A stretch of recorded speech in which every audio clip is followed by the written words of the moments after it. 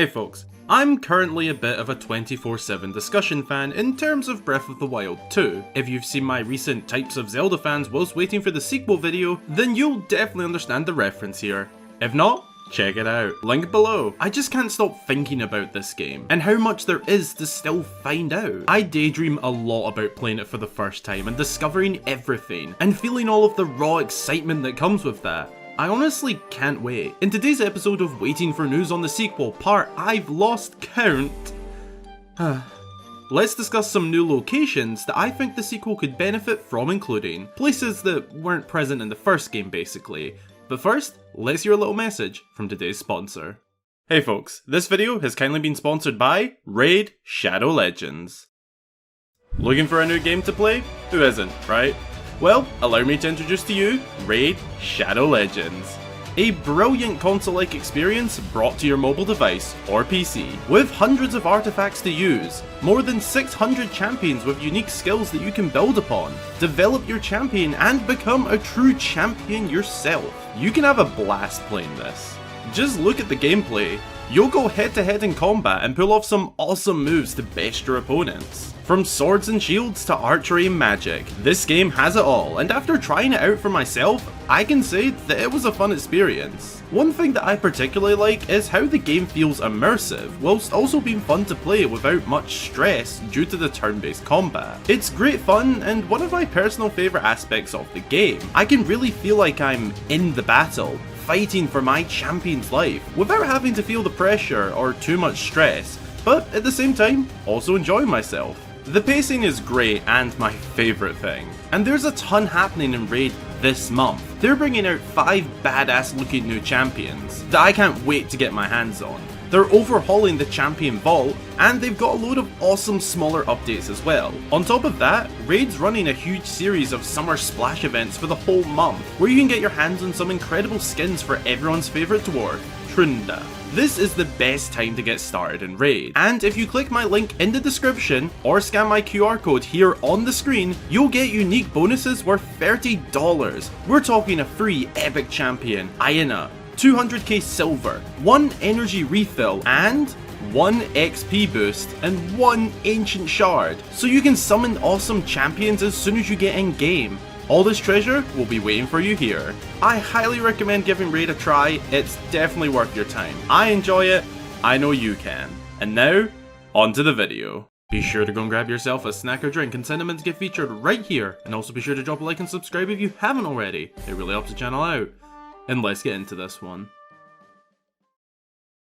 Kicking off our list today, an ice cavern. This idea is a callback to Ocarina of Time's Ice Cavern, a mini dungeon that could have and possibly would have been much bigger. I'd love to see something like this appear in the sequel, but on a larger, more fleshed out scale. Just imagine somewhere within the Hebra mountain range, an opening beneath the snow is revealed, and we find an old, frosty entrance to a cave, and on the inside, we are essentially greeted with a mini dungeon. I think it would be really cool if this location was very puzzle focused. Lots of rooms in various sizes containing block puzzles, switch puzzles, and obviously some enemy rooms. Maybe a variation of both. It's a pretty simple idea to be honest, but as the sequel will be reusing the map to some degree from the first game, adding a little adventure like this would be really cool and give a good reward to players who re-explore Hyrule to find some newly added secrets by the developers. There could even be multiple of these scattered across the region.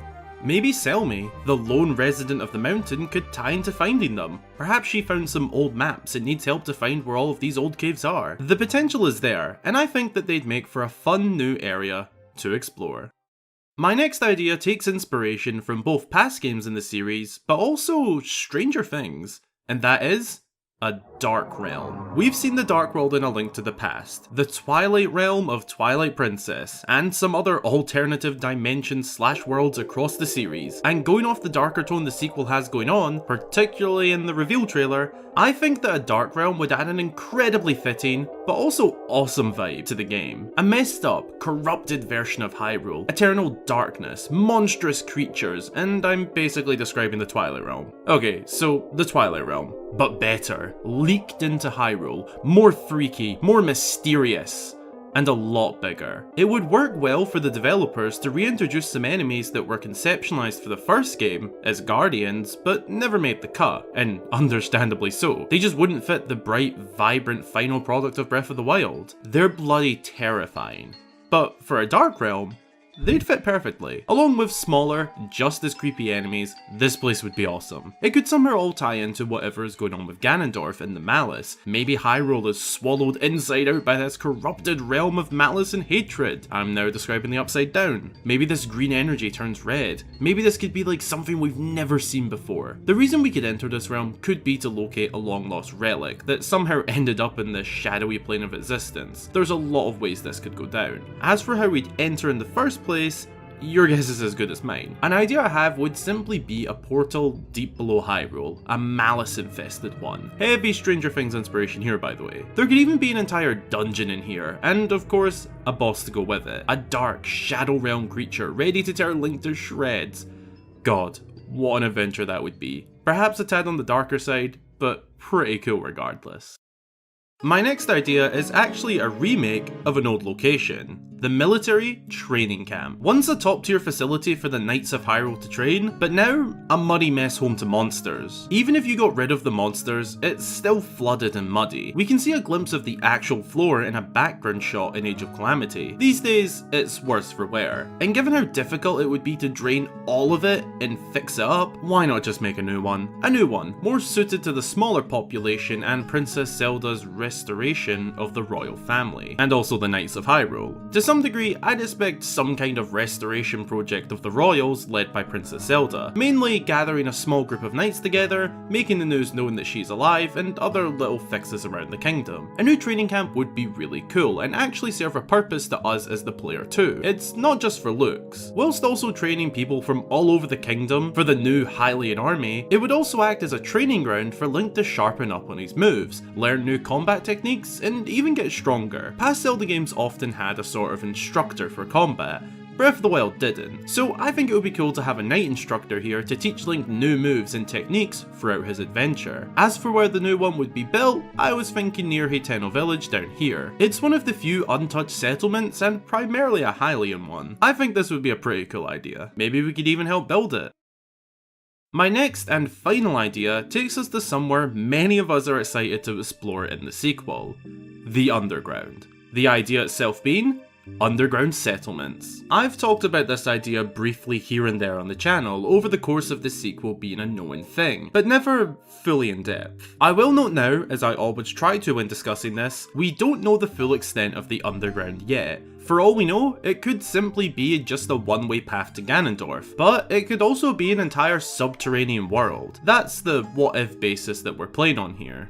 So say there is a whole other world down here, I'd love to see a settlement, or multiple, with a living and thriving community. We saw the Subrosians in Oracle of Seasons and Ages who lived underground and thrived. Why not bring that sort of life back in the sequel? It'd add something so fresh to interact with. I imagine something similar to Subrosia, somewhere with no sun, but yet they still have grass, trees, and flowing water. Think Skyrim's Blackreach, but peaceful, green nature like above, and full of friendly underworld dwellers, a lost people of Hyrule. Maybe the Zonai? Eh? And just think of the side quests this could offer: underground adventures, fetch quests through the caves, and maybe even being able to get your own home down here. Obviously, this is all very creatively speaking, and has no evidence towards it at all. Please know that. But I think it'd be bloody cool. You can't deny that. Those are some locations that I believe the oh so highly anticipated sequel to Breath of the Wild could benefit from. Let me know down below in the comments what sort of locations you'd like to see appear, as well as what you thought of my ideas. I look forward to reading them. Be sure to drop a wee like down below if you enjoyed, and also consider subscribing for more fabulous Zelda content. Both would make my day. Follow my socials linked below to keep up to date, and as always, a huge, massive, amazing shout out goes to all of my channel supporters, with a very special shout out going to our newest member, Zan. Thanks a ton. Your support really helps me to make these videos week in, week out, all month long, 365 days a year, and if you'd like to join them and get yourself a shout out upon joining, then consider supporting via the links below. Thanks for watching. I hope you all have an amazing day or night, and until the next time, I've been Hyrule Gamer.